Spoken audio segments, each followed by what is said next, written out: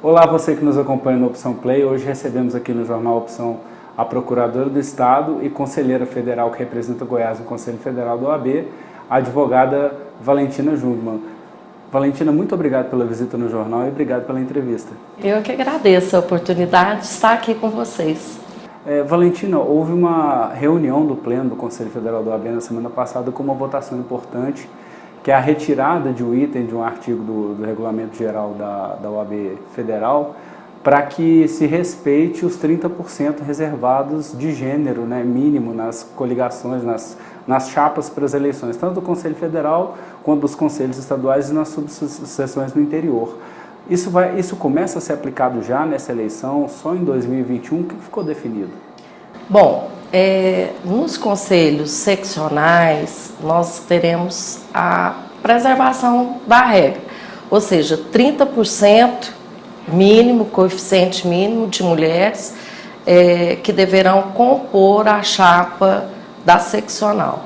A alteração normativa que nós propusemos foi no sentido de se alterar a redação dos parágrafos 1º, 2º e 3º do artigo 131 do Regulamento Geral do Estatuto da Advocacia e da OAB, de forma que esses 30% também tenham que ser respeitados na diretoria do Conselho Seccional, das subseções e do Conselho Federal, inclusive.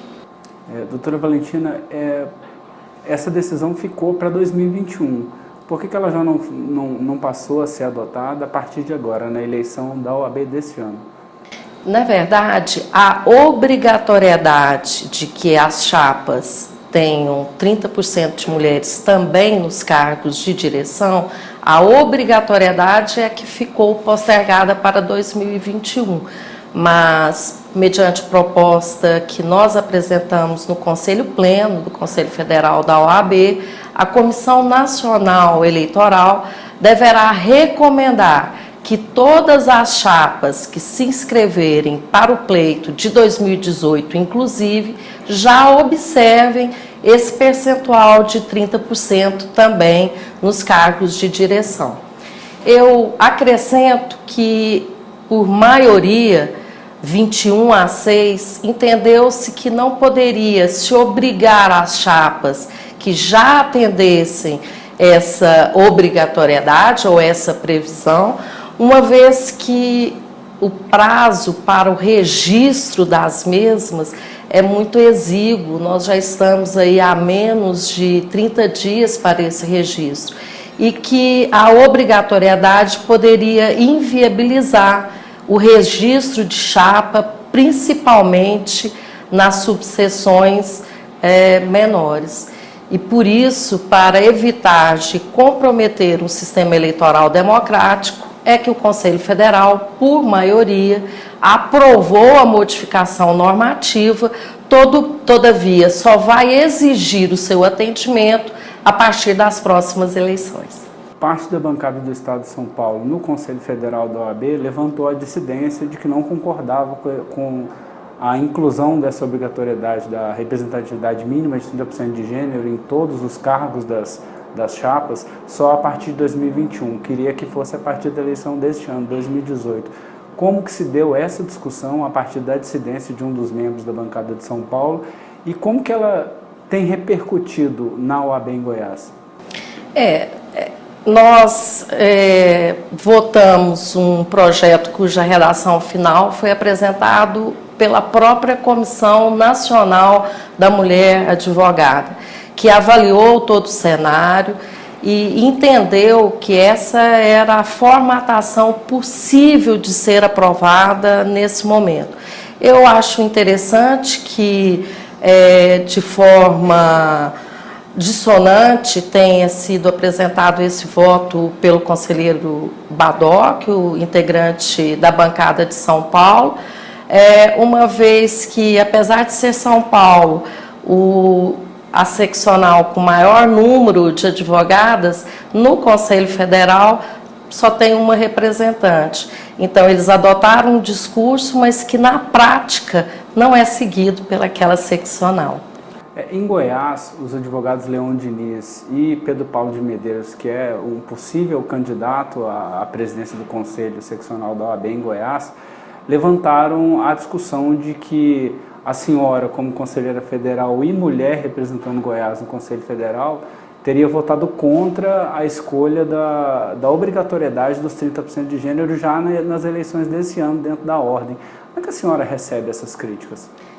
Olha, eu recebo com tranquilidade porque eu reconheço que eles desconhecem essa pauta feminina de luta no Conselho Federal. Até porque Goiás apresentou um requerimento ao presidente Lamáquia, do qual eu, juntamente com inúmeras conselheiras seccionais, propusemos a supressão desses dispositivos que não exigiam também o percentual de 30% nos cargos de direção. Nós recebemos como uma crítica desarrazoada, oportunista e eleitoreira. Agora, independente do entendimento sobre aplicar essa norma a partir das eleições deste ano ou em 2021, como é que a senhora tem visto o espaço da mulher advogada goiana, tanto na Ordem em Goiás, quanto na luta pelas políticas classistas voltadas à mulher em Goiás? Olha, a participação da mulher advogada tem sido incrementada a cada ano. Há um grande interesse também da jovem advogada em participar do sistema OAB, e eu vejo com muito otimismo e, inclusive, comemoro esse avanço obtido na última sessão do Pleno do Conselho Federal da OAB, porque ali também foi recomendado que a Comissão Nacional Eleitoral oriente que as chapas que se inscreverem para esse pleito de 2018 já observem esse percentual de 30% também nos cargos de direção. Quero deixar claro que essa previsão não impossibilita a participação da mulher. Muito pelo contrário, ela garante os 30% no Conselho como um todo, mas especificamente também esse percentual nos cargos de decisão. Valentina, essa regra para a OAB ela é muito próxima à regra que a gente tem nas coligações proporcionais da eleição, tanto nacional quanto estadual. A deputados federais e estaduais, em que deve ser reservado um mínimo de 30% independente do gênero, para candidatos mulheres ou homens nas chapas. E a gente viu a Justiça estendendo esses 30% para 30% de reserva do Fundo Especial de Financiamento de Campanha, que é o financiamento público das campanhas eleitorais. Como é que a senhora vê, aos poucos, políticas afirmativas tentando dar mais espaço para a mulher? Isso é positivo? Falta muito ainda para que as mulheres tenham mais espaço na política eletiva brasileira? Olha, se nada for feito para a gente igualar essas desigualdades, nós vamos levar 80 anos. Então, são necessárias, sim, essas políticas afirmativas. Foi demonstrado, por meio de um estudo feito pela Universidade Federal do Paraná, que as mulheres, em igualdade de condição com um homem, um candidato do sexo masculino, ela, só pelo fato de ser mulher, ela tem 21,4% menos chance de ser eleita. Isso em igualdade de condição. Por isso que a mulher candidata tem sim que ter o mesmo acesso ao tempo na televisão e ao fundo de campanha, porque sem dinheiro dificilmente ela conseguirá propagar a sua plataforma. Mesmo assim, na eleição para governador em Goiás, nós temos 7 candidatos, só 2 candidatas mulheres, uma candidata mulher a vice-governadora, e na presidencial, que são 13 candidatos, não são apenas 2 mulheres candidatas. Essa dificuldade da mulher participar é tão grande assim?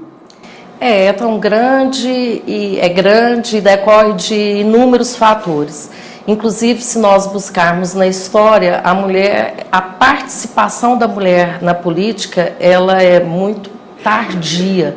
né? Então, quando surgiu a democracia na Grécia Antiga, as mulheres não participavam das discussões políticas. Se pensarmos que atingimos o direito a voto a partir da década de 30, nós vemos que o nosso caminho foi difícil, mas ainda há muito a avançar. Então, inúmeras conquistas, lógico que são reconhecidas, mas esse quadro, essa pouca participação de candidatas mulheres, realmente reflete todo esse contexto que decorre de vários fatores. Mas eu queria dizer que, apesar de termos poucas candidatas a governadora, a presidente, nós tivemos essa semana, na Ordem dos Advogados do Brasil, seccional de Goiás, um debate com os candidatos a governador. E a gente pode ver que, apesar de termos uma única mulher, mas ela representa muito bem o universo feminino, né? Uma boa candidata, discursou muito bem, e eu acredito que essa participação, ainda pequena, ela tende a crescer à medida que nós vamos adotando políticas que tornem mais fácil para a mulher essa inserção na vida política.